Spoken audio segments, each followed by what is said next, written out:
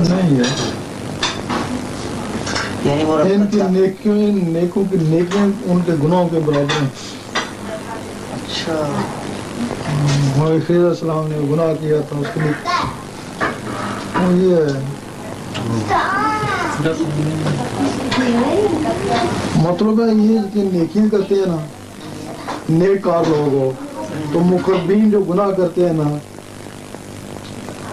کون سے مقربین؟ خضر علیہ السلام جیسے وہ کشتی توڑی، گناہ تھا نا، لیکن ان کے نزدیک نیکی بن گئی نا. بچے کو قتل کیا، گناہ تھا نا،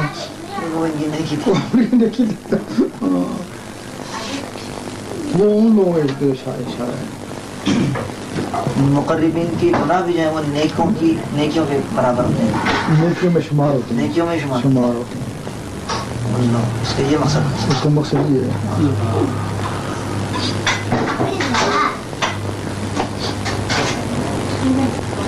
بظاہر دیکھنے والے سمجھ رہے ہیں غلط ہے، لیکن وہ در حقیقت وہ نیکی ہے. یہ مطلب ہے یہ دیکھنے میں یہ غلط ہے، گناہ ہے. لیکن اگر اس کو اس سے نور پہنچ رہا، اس کو فائدہ حاصل ہو رہا تو یہ نیکی ہے نا. یہ ہے نا بہت بڑی.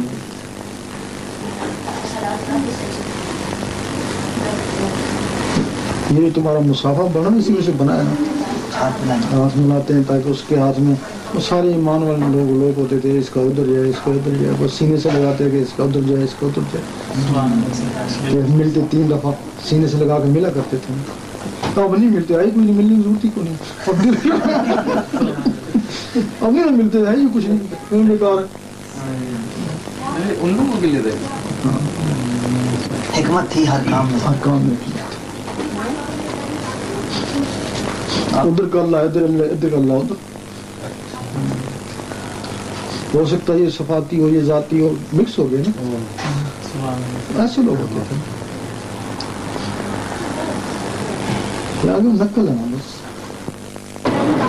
حضور اکرم صلی اللہ علیہ وسلم فرماتے ہیں کہ خواتین ان مجاہدین کی تیمارداری اور مرہم پٹی اور خدمت کر سکتی ہیں جو جہاد میں زخمی یا بیمار ہوں، اور ایسے واقعات دین اسلام کی مستند کتابوں میں ملتے بھی ہیں. جبکہ اعلیٰ حضرت فرماتے ہیں کہ عورتیں ان پاکیزہ عمر رسیدہ مرشدان طریقت کی خدمت کے علاوہ ہاتھ پاؤں بھی دبا سکتی ہیں جن سے بیعت اور روحانی فیض کا رشتہ قائم ہو، کیونکہ مرشد روحانی باپ ہوتا ہے. جس طرح خونی رشتے کے حوالے سے باپ خوراک سے جسم کی پرورش کا ذمہ دار ہے، اسی طرح مرشد نور سے روح کی پرورش کرتا ہے، اور یہ رشتے غیر محرم نہیں رہتے، بشرط یہ کہ دونوں طرف سے قلبی بیعت کا اقرار اور قبول ہو جائے. جسمانی رشتہ مرنے کے بعد ختم ہو جاتا ہے، جبکہ روحانی رشتہ یوم محشر کے بعد بھی ختم نہیں ہوگا. اور ایسے ہی با مرتبہ لوگوں کے لیے حضور پاک صلی اللہ علیہ وسلم نے فرمایا کہ جس سے تم دنیا میں محبت کرو گے جنت میں بھی اسی کے ساتھ رہو گے. نیز پیر مہر علی شاہ رحمۃ اللہ علیہ نے اپنی تصنیف مہر منیر میں تحریر فرمایا کہ عورتیں بھی ذکر جہر یعنی بلند آواز سے اللہ کا ذکر کر سکتی ہیں. اسی طرح اعلیٰ حضرت نے بھی عورتوں کے محفل میلاد کو جائز قرار دیا. حضور پاک نے بھی عورتوں کو تلاوت قرآن کی تاکید فرمائی. یہی وجہ ہے کہ بہن کی تلاوت قرآن کی آواز گھر سے باہر سن کر ہی حضرت عمر رضی اللہ تعالیٰ عنہ نے قرآن سے متاثر ہو کر اسلام قبول کیا. جبکہ تلاوت قرآن، ذکر اللہ اور ذکر رسول ایک ہی زمرے میں آتے ہیں. لکھ دل پر اللہ تصور سے سبق سیکھ جلالیت کا، پھر لکھ سینے پر محمد بسا یہ بھی نقطہ جمالیت کا. دل ہوگا تب صدق آئے گا مزہ پھر شریعت کا،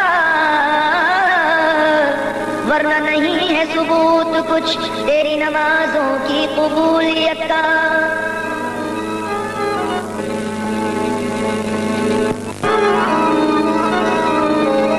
پہن کر چوغے و کلاوے فقیر بن گئے تو کیا، پڑھ کر تصوف پیر بن گئے تو کیا، کر کے یاد حدیث فقہ ملا بے تقدیر بن گئے تو کیا، عمل نہ کیا فرعون بے تقصیر بن گئے تو کیا. اسلام عمل سے ہے زبانی قیلوں کا نہیں، مریدوں کا کیا پیروں کا بھی کچھ حال نہیں. ڈھونڈ لے کسی کامل کو اتنی تو مجال نہیں. کر رہے ہیں اسلام کے ٹکڑے ٹکڑے اتنا خیال نہیں. ڈھونڈ لے کسی کامل کو اتنی تو مجال نہیں. کر رہے ہیں اسلام کے ٹکڑے اتنا خیال نہیں. دعویٰ پھر بھی ہے ان کو اللہ سے رسائی کا. رہزن بنے بیٹھے ہیں اور رستہ دکھاتے ہیں شناسائی کا. خود تو بے خبر ہے پیالہ پلاتے ہیں اولیاء کا. آیا جو ان کے شکنجے لگ گیا ٹیکا شیطان کبریائی کا.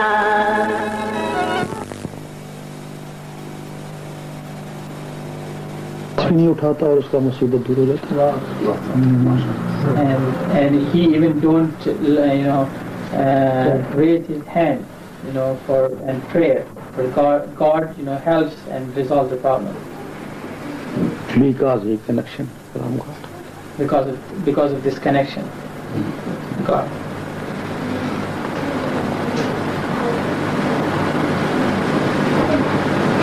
Without connection God, animal wandered but no connection. Eat, work, wandered but no connection God. If man no connection, he is animal. Especially that like animals, I mean they are wandering around but they have no connection with God. It's just like a man, is the same. That who has no connection with God is the same like animal.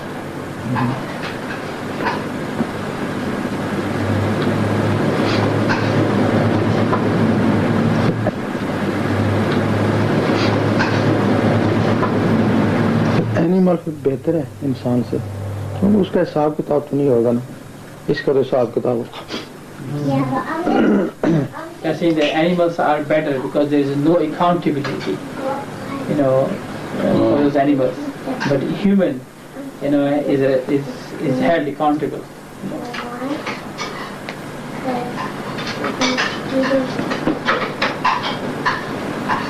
بات پوچھنا ہے اس وقت.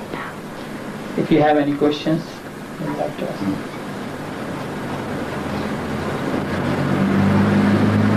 How do you know when your prayers are answered? How do you know your prayers are answered? When things happen for the best.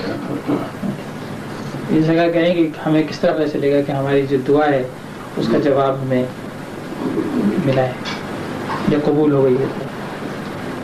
تمہارے گھر میں ٹیلی phone لگے گا تب تم کو پتہ لگے گا کسی بات چیت ہو رہی ہے. اس کے بعد تمہیں کیا پتہ ہے. You are saying that once How you strong you believe in it. so the guy saying that once you have this telephone, that through that telephone you would know, that your praise is accepted.